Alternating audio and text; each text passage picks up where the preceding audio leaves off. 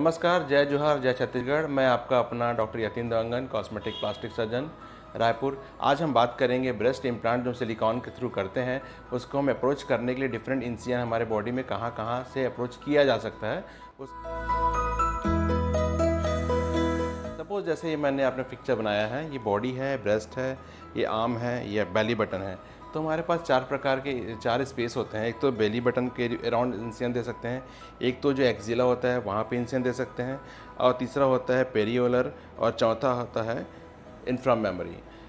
Belly button incision में ऐसा होता है कि हमको यहाँ से लेके यहाँ तक डिसेक्शन करना होता है। डिसेक्शन मतलब सर्जिकल डिसेक्शन, जिससे हमको यहाँ से पूरे यहाँ तक इम्प्लांट को इंसिजन देते हुए पहुँचाना होता है। इसके फ़ायदा ये होता है कि ब्रेस्ट के आसपास कोई स्कार नहीं आता है, लेकिन यहाँ से यहाँ तक डिसेक्शन करना इतना मुश्किल होता है, इतना टफ होता है कि थोड़ा सा मेहनत बहुत करनी पड़ जाती है डॉक्टर्स को। लेकिन उसका एक नुकसान ये भी है कि यहाँ पे जब कोई इंफ्रा मेमोरी फोल्ड, जो ब्रेस्ट के नीचे का जो फोल्ड बनता है, वो डिस्टर्ब हो सकता है। लाइकवाइज बेली बटन इंसिजन के बाद एक्सिला के पास एक इंसिजन, एक्सिला मतलब यहाँ पे एक्सिलरी फोल्ड, वहाँ का भी स्कार वेल हिडन होता है। यहाँ से भी हमको यहाँ तक डिसेक्शन करना होता है, ये भी सेम प्रॉब्लम इसके साथ भी होता है। लेकिन एक ड्रॉबैक ये है कि इनके साथ ये कि निप्पल का सेंसेशन आपका डिस्टर्ब हो सकता है। जो निप्पल का नॉर्मल सेंसेशन जो फीमेल्स के होते हैं वो सेंसेशन डिस्टर्ब हो जाता है। और इम्प्लांट आपका सिलिकॉन इम्प्लांट है, थोड़ा सा लैटरल डिस्प्लेसमेंट हो जाता है।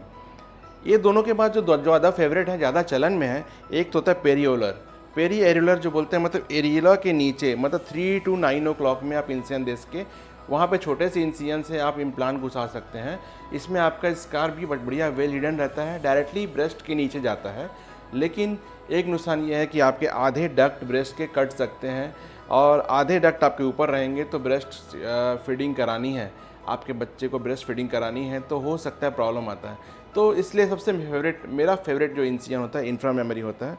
इंफ्रा मेमोरी इंसिजन में हम डायरेक्टली सब ग्लैंडुलर या सब मस्कुलर हम लोग इम्प्लांट प्लेस कर सकते हैं, और अकॉर्डिंगली हम इंफ्रा मेमोरी फोल्ड को हम एडजस्ट कर सकते हैं कहाँ पे आपका फोल्ड आएगा।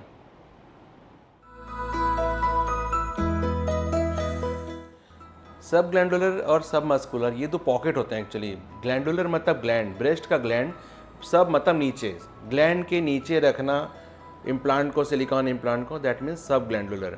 एक होता है दूसरा सब मस्कुलर। हमारे चेस्ट में क्या मसल है, छाती की जो मसल होती है वो पैक्टोरलिस मेजर।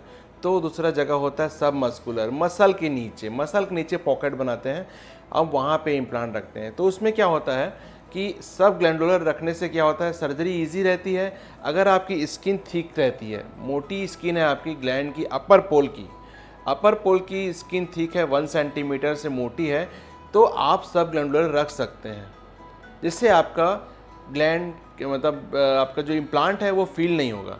लेकिन अगर आपकी स्किन पतली है और वहाँ पे सब ग्लैंडुलर रख दिए, तो पूरा का पूरा इम्प्लांट फील होगा, नेचुरल लुक नहीं आएगा। अगर आपकी स्किन पतली है तो आपके पास अच्छा ऑप्शन होता है इम्प्लांट को सब मस्कुलर रखना। इंसिजन वही रहेगा, सब मेमोरी इंसिजन। ग्लैंड को उठाएंगे और मसल को उठाएंगे, मसल के नीचे इम्प्लांट डालेंगे, तो ये पॉकेट हो जाएगा सब मस्कुलर पॉकेट। तो सब मस्कुलर इम्प्लांट प्लेसमेंट हो गया, तो ये ज़्यादा नेचुरल लुक आता है। अपर पोल की फुलनेस ज़्यादा अच्छी आती है सब मस्कुलर में।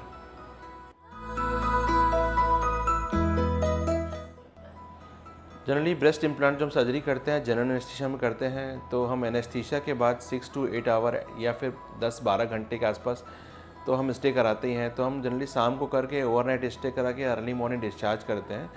तो नेक्स्ट डे हम डिस्चार्ज जब करते हैं तो एक्टिविटी फॉलो करना होता है, उनको जो भी करना है कर सकते हैं, लेकिन विद द ब्रेस्ट सपोर्ट के लिए अपन स्पोर्ट्स ब्रा पहने, तो वेरी नेक्स्ट डे हम लोग स्पोर्ट्स ब्रा प्रोवाइड करते हैं, और नेक्स्ट स्पोर्ट्स ब्रा पहनने के बाद सारी एक्टिविटी कर सकते हैं। जब ब्रेस्ट इम्प्लांटमेंट सर्जरी करते हैं तो ब्रेस्ट को में बहुत सारे ट्यूमेशन फ्लूइड इन्फिल्ट्रेट किए रहते हैं, तो आपको लगता है कि बहुत सारा वॉल्यूम अच्छे से हमारा ब्रेस्ट का बढ़ गया है करके, लेकिन जो एक्चुअल साइज़ होती है, एक्चुअल साइज़ हमको पता चलता है, थोड़ा सा वॉल्यूम जो अपन इन्फिल्ट्रेशन किए हुए हैं वो वॉल्यूम निकलता है, तो एक्चुअल साइज़ हमको पता चलता है 15 दिन के बाद। और शुरुआत में हमको फ़ॉरेन फील करता है बॉडी आपका कि कुछ है करके, लेकिन जब उसकी आदत हो जाती है तो फिर सब कुछ नॉर्मल सा लगने लगता है। और भी जैसे आपके ब्रेस्ट इम्प्लांट रिलेटेड कुछ क्वेरीज़ वगैरह होंगी तो नीचे दिए गए मेरे नंबर पर डायरेक्टली आप कॉल कर सकते हैं, मैसेज कर सकते हैं, व्हाट्सअप कर सकते हैं, या फिर मेरे क्लिनिक रायपुर में doctor Y cosmetic plastic surgery centre पे आप आके मुझसे मिल सकते हैं।